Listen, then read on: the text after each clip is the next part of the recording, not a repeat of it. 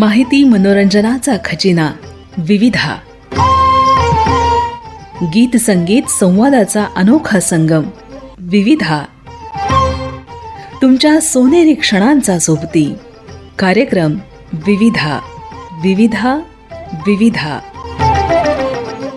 श्रोतेहो, आज विविधा अंतर्गत नमस्कार अमरावती या कार्यक्रमात स्त्रियांचं समाजामधील स्थान याविषयी प्राध्यापक डॉक्टर भगवान पांडुरंग फाळके, स्त्री अभ्यास केंद्र, संत गाडगेबाबा विद्यापीठ अमरावती यांची अजय घरडे यांनी घेतलेल्या मुलाखतीचा भाग पहिला आपण ऐकणार आहात. या कार्यक्रमाचे सादरकर्ते आहेत भैयालाल टेकाम. श्रोतेहो नमस्कार, मी अजय घरडे आपलं सगळ्यांचं मनपूर्वक स्वागत करतो आहे नमस्कार अमरावती या कार्यक्रमात. श्रोतेहो, आपण दररोज पाहतो किंवा ऐकतो महिलांची एका क्षेत्रामध्ये नाही तर वेगवेगळ्या क्षेत्रांमध्ये आपल्याला महिलांची प्रगती दिसून येत आहे. अर्थात महिला आपल्याला वेगवेगळ्या पदावर विराजमान झालेल्या दिसत आहे आणि आपल्याला पाहतोय की सध्या सोशल मीडिया असू द्या या ठिकाणी मोठ्या प्रमाणात महिला बोलत आहेत आणि महिलांचा विषय घेऊन किंवा सध्या स्थिती महिलांची काय आहे या विषयावर अनेक पुरुष किंवा विचारवंत, प्राध्यापक, कवी, लेखक हे बोलताना आपल्याला दिसत आहे. तर आपण प्राध्यापक भगवान फाळके हे आज आपल्यासोबत आहे. सुरुवातीला आपण त्यांचं स्वागत करूया. सर, आकाशवाणीच्या या स्टुडिओमध्ये आम्ही तुमचं स्वागत करतो. खूप खूप धन्यवाद, आपण आलात, वेळ काढून आलात. सुरुवातीलाच मी आपले आभार व्यक्त करतो आणि स्वागत करतो. धन्यवाद सर. सर, आपण आज पहिल्या भागात महिलांची सध्याची स्थिती या संदर्भात बोलणार आहे. तर वर्तमान काळात स्त्रियांचा सामाजिक दर्जा याविषयी आपण काय सांगाल? भारत सरकारने 1974 टुवर्ड्स इक्वॅलिटी रिपोर्ट हा एक अहवाल प्रकाशित केला होता आणि साधारणतः हा अहवाल प्रकाशित होण्याच्या 3 वर्षांपूर्वीपासून त्यावरती अहवालावरती काम सुरू होतं आणि या अहवालामध्ये भारतातल्या स्त्रियांच्या स्थितीचा, त्यांच्या सामाजिक दर्जाचा अभ्यास नोंदवण्यात आला आणि 1974 साली हा रिपोर्ट पब्लिश झाल्यानंतर त्यातनं काही तथ्य पुढे आले आणि ते फार महत्त्वाचे आणि गंभीर देखील होते, ज्यामध्ये स्त्रियांच्या जीवनाचा म्हणजे शिक्षणाच्या क्षेत्रातली स्थिती, कायद्याच्या बाबतीतली स्थिती, त्यांच्या सामाजिक रूढी, प्रथा, परंपरा यांबाबतीतली स्थिती, अशा एकूण सामाजिक दर्जाच्या दृष्टिकोनातून महत्त्वाच्या घटकांवर या अहवालामध्ये काम करण्यात आलेलं होतं. त्यातून जे निष्कर्ष पुढे आलेत त्या निष्कर्षांच्या आधारे स्त्रियांच्या स्थितीमध्ये सुधारणा करण्यासाठीचे प्रयत्न भारतामध्ये सुरू झालेले आपल्याला दिसून येतात. आत्ताच्या काळामध्ये जर आपण स्त्रियांच्या सद्यस्थितीचा विचार केला तर त्या अहवालानंतर तर भारतातली स्त्रियांची स्थिती ही निश्चितच सुधारलेली आपल्याला म्हणता येईल. परंतु त्याचबरोबरीनं आपल्याला हेही दिसते की काही क्षेत्रांमध्ये स्त्रियांनी अगदी वाखाणण्याजोगी प्रगती केली, त्या मोठमोठ्या पदांवरती पण आज आहेत आणि आपलं कर्तृत्व सिद्ध करत आहेत. अनेक स्त्रिया उद्योजक म्हणून पण पुढे येत आहेत, प्रशासकीय अधिकारी म्हणून पुढे येत आहेत, देशाच्या संसदेमध्ये त्यांचं प्रतिनिधित्व वाढत आहे आणि सामाजिक जीवनामध्ये पण त्यांना विशेष स्थान मिळत आहे. मात्र ही एक स्थिती असली तरी दुसरी स्थिती मात्र अतिशय दयनीय देखील आहे. जेव्हा आपण स्त्रिया म्हणतो तेव्हा स्त्रिया म्हणजे केवळ ह्या सर्व स्त्रिया सारख्या असतात असं नव्हे, तर भारतामध्ये आणि एकूण जगामध्ये पण त्या त्या प्रदेशामध्ये असणारी समाज संस्कृती, त्या त्या प्रदेशातल्या सामाजिक विषमता म्हणजे जातीव्यवस्था, वर्गव्यवस्था आणि वेगवेगळ्या पद्धतीच्या विषमता, ह्या विषमतांमुळे स्त्रियां ह्या वेगवेगळ्या गटांमध्ये विभागल्या जातात आणि त्यानुसार स्त्रियांच्या स्थितीमध्ये फरक पडतो. आणि म्हणून आपल्याला आजही दिसते की अल्पभूधारक शेतकरी स्त्रिया, ग्रामीण स्त्रिया, शेतमजूर स्त्रिया किंवा दलित आणि आदिवासी स्त्रिया, अल्पसंख्याक समूहातल्या स्त्रिया यांच्या जीवनाचे जे प्रश्न आहेत ते अधिक भीषण आणि उग्र रूप धारण करताना आपल्याला दिसून येतात. आज स्त्रियांना वरवरच्या पातळीवरती बऱ्याच प्रमाणात समानता ही प्राप्त झाल्याचं दिसून येते. एकूण स्त्रियांच्या संख्येमधला काही अत्यल्प टक्का हा पुढारलेला, प्रगत झालेला आपल्याला दिसून येतो. परंतु बहुसंख्य स्त्रियांचं जे वर्तमान आहे, जी सद्यस्थिती आहे ती मूलभूत हक्कांपासून वंचितता त्यांच्या वाट्याला आहे. हिंसेला त्यांना सामोरं जावं लागते. मालकी अधिकार त्यांचे अद्याप नाही आहे. त्यांना साध्या साध्या दररोजच्या जीवनाच्या संघर्षामध्ये पण कुटुंबामध्ये स्वायत्तता नाही, स्वतंत्र नाही, अशा स्थितीचं पण दर्शन आपल्याला घडते. म्हणून महिलांची जी सद्यस्थिती विशेषतः भारताच्या संदर्भामध्ये ही संमिश्र आहे आणि ती चिंताजनक देखील आहे. बरोबर. खरं तर बऱ्याच गोष्टींना आपण हात घातला. सर, दरवर्षी किंबहुना आपण असं म्हणू शकतो काही वर्षानंतर सरकार किंवा वेगवेगळे जे NGO आहे हे स्त्रियांच्या संदर्भात प्रकाशित होणारे काही अहवाल आपल्या समोर येत असते.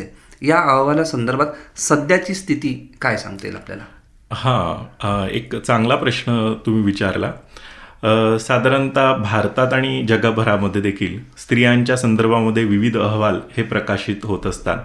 त्यामध्ये वेगवेगळ्या संघटना, काही संस्था पब्लिश करतात. तर यामध्ये काही महत्त्वाचे अहवाल आपल्याला बघता येऊ शकतात.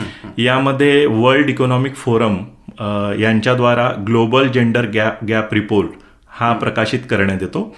त्यामध्ये आर्थिक सहभाग आणि संधी, शैक्षणिक उपलब्धी, आरोग्य आणि अस्तित्व, राजकीय सक्षमीकरण या निकषांच्या आधारे अभ्यास करण्यात येतो. आणि 2025ला हा जो global gender gap report publish झाला त्यामध्ये 148 देशांपैकी भारताचा क्रमांक 131वा लागतो. 2024 मधील 129व्या क्रमांकावरून भारत आज त्याची जी घसरण आहे 2025च्या रिपोर्टमध्ये ती 2 क्रमांकाने आणखी घसरलेली आपल्याला दिसते. ह्युमन डेव्हलपमेंट रिपोर्ट हा दर वर्षाचा प्रकाशित होतो. युनायटेड नेशन डेव्हलपमेंट प्रोग्रामद्वारा तो प्रकाशित होतो. आयुर्मान, शिक्षण आणि दरडोई उत्पन्न ह्या 3 निकषांवरती हा रिपोर्ट बनतो. या रिपोर्टमध्ये भारताची जी स्थिती आहे ती 193 देशांमध्ये 134व्या क्रमांकावरती भारताचा क्रमांक आहे, ही त्याची स्थिती. ह्युमन डेव्हलपमेंट रिपोर्टमध्येच 2010 पासून जेंडर इनइक्वॅलिटी इंडेक्स हा प्रकाशित होतो. आणि ह्युमन डेव्हलपमेंट रिपोर्ट 2023-24चा जो प्रकाशित झाला त्यामध्ये जेंडर इनइक्वॅलिटी इंडेक्स 2022 प्रकाशित करण्यात आला. आणि यामध्ये भारताचं जे काही स्थान आहे 193 देशांपैकी 108व्या क्रमांकावरती भारताचं स्थान आहे. आणि हे जे स्थान आहे हे चिंताजनकच आहे. त्याशिवाय युनेस्को या संस्थेद्वारा ग्लोबल एज्युकेशन मॉनिटरिंग रिपोर्ट हा सादर करण्यात येतो. आणि जागतिक पातळीवरती त्यांनी जो अभ्यास केला साधारणतः मागच्या वर्षीच्या स्थितीपर्यंत, तर त्यामध्ये 13,03 इतक्या ज्या काही ह्या मुली ज्या आहेत ह्या शाळाबाह्य स्थितीमध्ये आपल्याला दिसून येतात. आणि आता जे काही जागतिक पातळीवर युद्ध घडलेत, भारतामध्ये ज्या शाळा आता आपल्याकडे शिक्षकांच्या अभावात आणि एकूण पटसंख्येच्या अभावात कमी जास्त करण्याचं प्रमाण सुरू आहे, त्यामध्ये तर ही स्थिती आणखी चिंताजनक बनेल. आणि याचा सर्वाधिक परिणाम हा ग्रामीण मुली आणि दुर्गम भागांमध्ये राहणाऱ्या आदिवासी मुली यांच्या शिक्षणावरती मोठ्या प्रमाणात होण्याची स्थिती आहे. तर हे जे अहवाल आहेत हे अहवाल आपल्याला सांगतात. नॅशनल क्राईम ब्युरो रिपोर्ट जे आहेत दरवर्षी भारत सरकारच्या कडनं ते प्रकाशित होतात.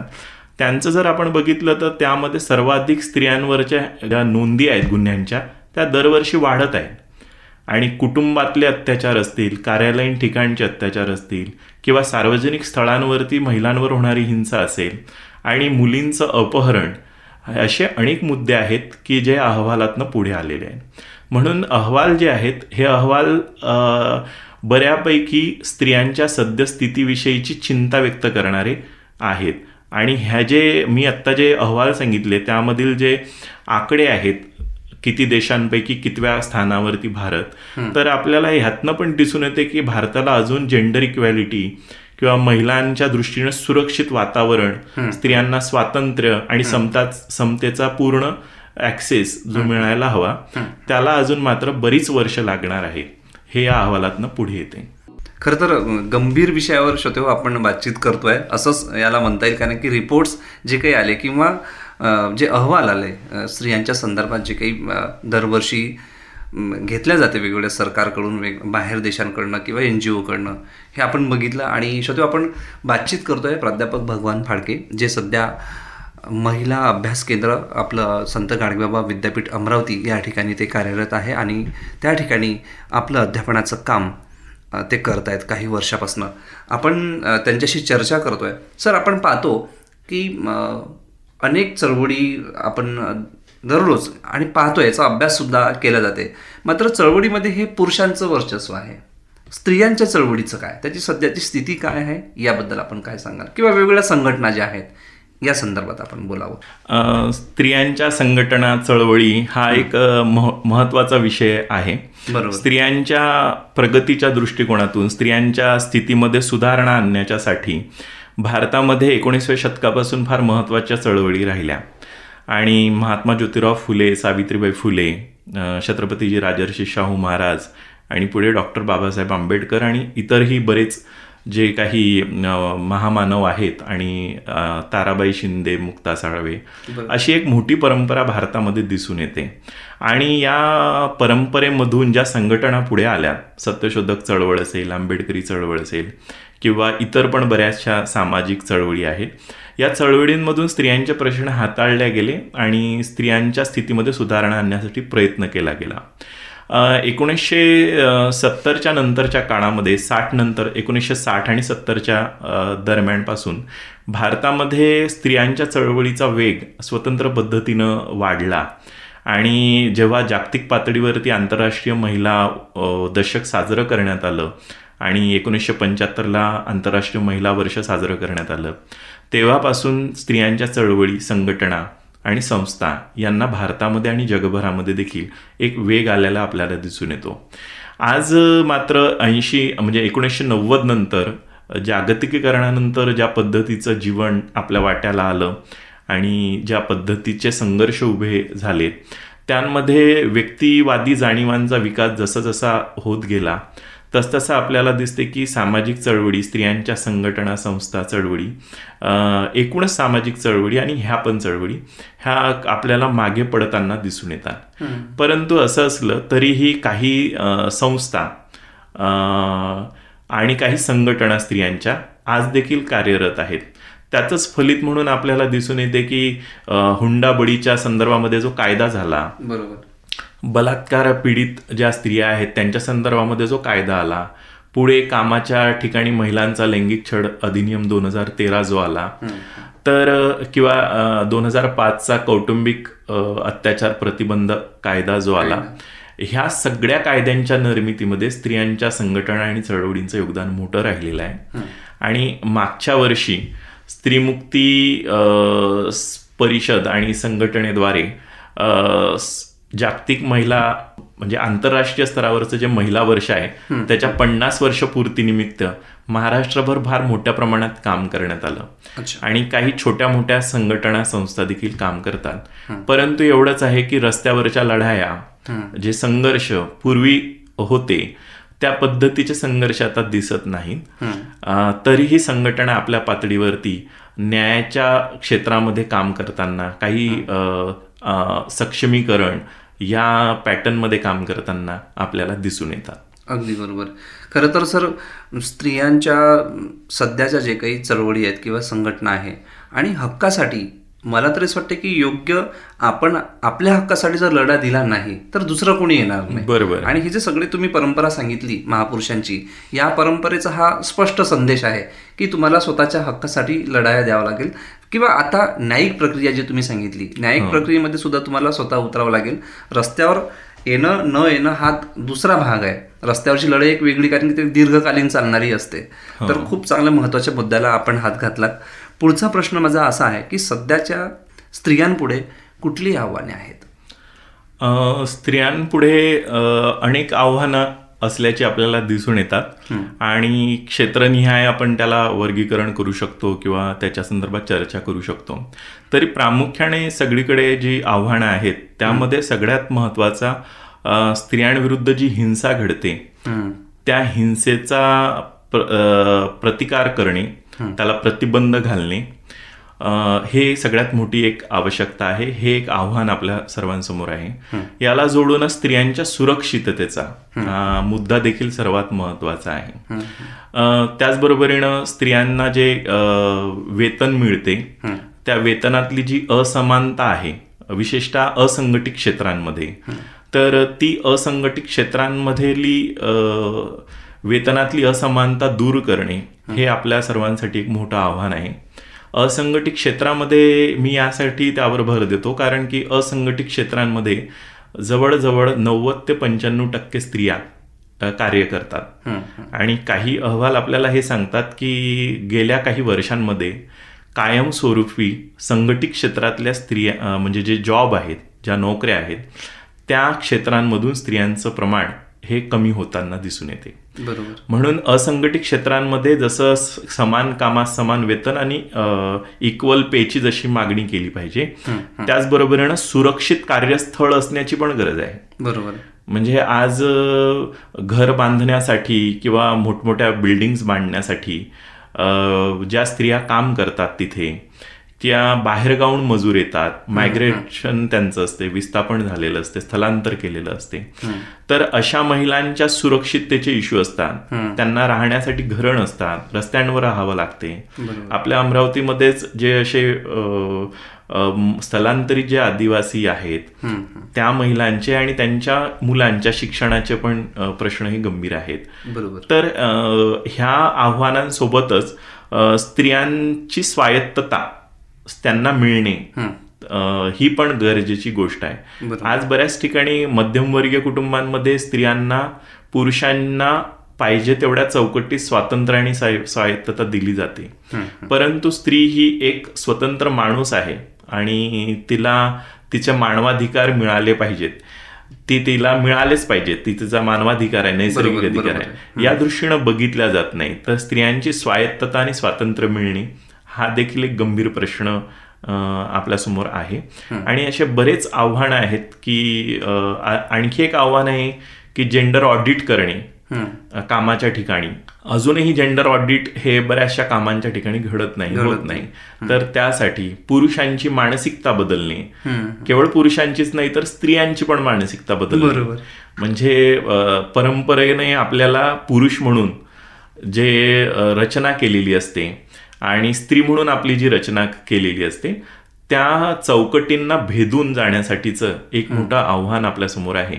आणि त्यासाठी जेंडर सेन्सिटायझेशन प्रत्येकाचं करणे, त्यासाठी प्रयत्न करणे हे आवश्यक आहे. अशी काही आव्हानं आपल्याला सांगता येतील. आव्हानं म्हटलं की एक लिस्ट समोर येते, त्यापैकी काही अगदी महत्त्वाच्या दिसणाऱ्या बाबी तुम्ही आमच्या श्रोत्यांसमोर मांडल्या. खरं तर ज्या योजना आहेत या माध्यमातून स्त्रियांचा विकास आणि सक्षमीकरण हे स्त्रियांच्या विकासासाठी कितपत पुरेसे आहे याबद्दल आपण बोललं पाहिजे. हां, आता स्त्रियांचा विकास असं जेव्हा आपण म्हणत असतो तेव्हा एखाद्या स्त्रीला निर्धास्तपणे, स्वतंत्रपणे, स्वतःच्या इच्छांनुसार जगता येणे ही स्थिती तिच्या जीवनामधली विकासाची आपण एक अतिशय उन्नत स्थिती असं म्हणूया, ज्याच्यामध्ये तिच्या कर्तृत्वाला अवकाश असेल, तिच्या जीवनाला ती आयाम देऊ शकत असेल स्वतःच्या अनुसार. तर ही स्थिती जर म्हटली तर ही एक अतिशय विकासाची एक मोठी स्थिती आहे. बरोबर. आता ही स्थिती प्राप्त करण्यासाठी मात्र आपल्याला सक्षमीकरण आणि योजना ह्या महत्त्वपूर्ण ठरतात. आणि भारत सरकारने आणि महाराष्ट्र शासनाने पण महिलांच्या सक्षमीकरणाच्या दृष्टिकोनातून 2001, 2016 आणि आता देखील आपल्याला दिसून येते 2021 अशामध्ये सक्षमीकरणाच्या साठीचे धोरणं आखलेत. काही योजना आतापर्यंत आपल्यासमोर येतात. या योजनांमुळे स्त्रियांच्या स्थितीमध्ये सुधार होण्यासाठी अतिशय फायदा हा झालाच आहे. परंतु केवळ अशा पद्धतीच्या योजनांवरती अवलंबून राहून स्त्रियांची खरी प्रगती, खरा विकास हा होईल असं समजणं मात्र फारच चुकीचं आपल्याला दिसून येते. कारण की ह्या योजनांमुळे महिलांना आर्थिक सुबत्ता, त्यांचं आर्थिक सक्षमीकरण घडते आहे योजनांमुळे. त्यांना स्वातंत्र्याचा अवकाश पण मिळतो आहे. परंतु समाजातली पितृसत्ताक मानसिकता अजूनही कायम असल्यामुळे अशा आर्थिकदृष्ट्या सक्षम झालेल्या महिलांच्या कुटुंबांमध्ये बरेचदा पुरुष त्यांच्या आर्थिक मिळकतीचा भाग हा स्वतःकडे घेतात. त्यांची आर्थिक मिळकत ही हडपण्याचा प्रकार घरातले पुरुष किंवा नात्यातले पुरुष करतात. म्हणून एखादी महिला बाहेर एखादं भाजीपाल्याचं दुकान लावून आर्थिकदृष्ट्या स्वतःला सक्षम करत असेल, स्वयंरोजगार उद्योजक म्हणून स्वतःला सादर करत असेल, परंतु कुटुंबाच्या आत मात्र तिला मात्र पितृसत्तेला सामोरे जाण्याची स्थितीच हे अधिक बनते. शिवाय योजना ज्या आहेत, मोस्टली ह्या ज्या योजना आहेत ह्या आर्थिक सक्षमीकरणाशी निगडीत आहे. परंतु सामाजिक सक्षमीकरण, कायद्याच्या चौकटीत सक्षमीकरण, राजकीय सक्षमीकरण असे सक्षमीकरणाचे जे अनेक पैलू आहेत त्या पैलूंकडे मात्र अजूनही पुरेसं लक्ष दिलं जात नाही. म्हणून केवळ योजनांच्या भरोशावरती स्त्रियांची खरी प्रगती आणि खरा विकास अवलंबून ठेवणं किंवा तसं मांडणे हे मात्र योग्य नाही. त्यासाठी स्वतःला आपल्याला पुढाकार घेऊन समाजाला जागृत होऊन स्वतःच्या पातळीवरती विकासासाठी संधी उपलब्ध करून देणे आवश्यक आहे. अगदी बरोबर सर. पहिल्या भागातला शेवटचा प्रश्न, स्त्रियांची आर्थिक सामाजिक स्थिती सुधारण्यासाठी काय करता येऊ शकते? स्त्रियांची आर्थिक आणि सामाजिक स्थिती सुधारण्यासाठी विविध पद्धतीचे कार्य हे करता येऊ शकतात. म्हणजे उदाहरणार्थ आपण आर्थिक स्थिती म्हटलं तर स्त्रियांचा साधन संपत्तीवरील अधिकार हा त्यांना मिळणे हे सगळ्यात महत्वाचं एक म्हणू. आजही ग्रामीण भागांमध्ये 80% स्त्रिया ह्या शेतामध्ये काम करतात, परंतु केवळ 13% महिलांकडेच त्याची मालकी असल्याचं चित्र आपल्याला काही निष्कर्षांवरून अहवालांवरून दिसून येते. बरोबर. म्हणून साधन संपत्ती जी आहे देशातली आणि समाजातली, त्या साधन संपत्तीवर महिलांचा अधिकार येणे, त्यांना त्याचा वाटा मिळणे ही सगळ्यात मोठी आर्थिकदृष्ट्या गरज असल्याचं आपल्याला दिसून येते. दुसरी गरज की समान कामासाठी समान वेतन हे असलं पाहिजे आणि असंघटित क्षेत्रांमधल्या स्त्रियांना आर्थिक जे काही समानता आहे ती मिळणं ही आर्थिक सक्षमीकरणासाठी गरजेची गोष्ट आपल्याला सांगता येते. सामाजिक दृष्टिकोनातनं आपल्याला सांगता येईल की स्त्रियांविरुद्ध जी हिंसा घडते आणि सार्वजनिक कार्यालयीन आणि कौटुंबिक स्तरांमध्ये, तर त्या हिंसेला पायबंद घालणे हे स्त्रियांच्या सामाजिक सुरक्षिततेच्या दृष्टिकोनातून आपल्याला गरजेची दिसते. त्याशिवाय स्त्रियांच्या शिक्षणातला जो टक्का वाढत आहे त्यानुसार शिक्षणातल्या वाढत्या टक्क्यानुसार आणि कौशल्यांनुसार त्यांच्यासाठी रोजगाराची उपलब्धी करून देणे ही पण एक आपल्या समाजाची आणि एकूण देशाची एक गरज आहे. त्यांच्या उत्पादन क्षमतेला स्पेस मिळावा, त्याला अवकाश मिळावा यासाठी पण ते गरजेचं आहे. आपल्याकडे स्त्रियांच्या सुरक्षिततेच्या दृष्टिकोनातून आरोग्य सेवा ज्या आहेत, सार्वजनिक आरोग्य सेवा यांच्यामध्ये सुधार होणं गरजेचं आपल्याला दिसून येते. अशा काही पैलूंची आपण या संदर्भात चर्चा करू शकतो. बरोबर सर. पहिल्या भागात आज आपण इथेच थांबूया. उद्या पुन्हा भेटूया दुसऱ्या भागात आणि एक नवीन विषय घेऊन. श्रोतेहो, आम्ही उद्या पुन्हा तुमच्याशी हितगुज करणारा, बोलणार आहे, संवाद साधणार आहे. तेव्हा सर पहिल्या भागात मी आपली रजा घेतो. नमस्कार. धन्यवाद. मलाही अमरावती आकाशवाणीकडनं या ठिकाणी निमंत्रित केलं आणि विचार व्यक्त करण्याची संधी दिली. मी आकाशवाणीचे देखील आभार मानतो. धन्यवाद. श्रोतेहो, आताच आपण विविधाअंतर्गत नमस्कार अमरावती या कार्यक्रमात स्त्रियांचं समाजामधील स्थान याविषयी प्राध्यापक डॉक्टर भगवान पांडुरंग फाळके, स्त्री अभ्यास केंद्र, संत गाडगेबाबा विद्यापीठ अमरावती यांची अजय घरडे यांनी घेतलेल्या मुलाखतीचा भाग पहिला आपण ऐकलात. याच मुलाखतीचा दुसरा भाग आपण उद्याच्या प्रसारणात ऐकू शकाल. या कार्यक्रमाला निर्मिती सहाय्य दिलं होतं अवंती मोरे यांनी. तांत्रिक सहाय्य गणेश देशमुख यांचं होतं. तर या कार्यक्रमाचे सादरकर्ते होते भैयालाल टेकाम. माहिती मनोरंजनाचा खजिना विविधा. गीत संगीत संवादाचा अनोखा संगम विविधा. तुमच्या सोनेरी क्षणांचा सोबती कार्यक्रम विविधा. विविधा विविधा.